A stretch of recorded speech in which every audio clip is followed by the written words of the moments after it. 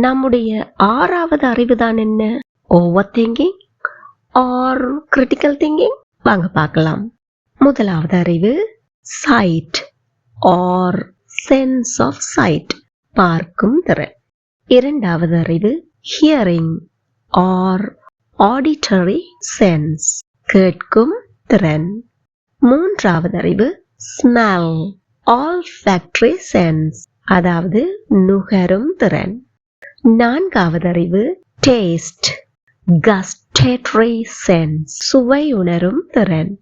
ஐந்தாவது அறிவு touch R tactile sense, அதாவது தொட்டுணரும் திறன்.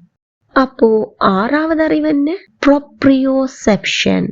ப்ரோப்ரியோசெப்ஷன் அது நமது ஐம்புலன்களுக்கு அப்பாற்பட்டது, ஹிடன் சென்ஸ் அப்படின்னு சொல்லலாம்.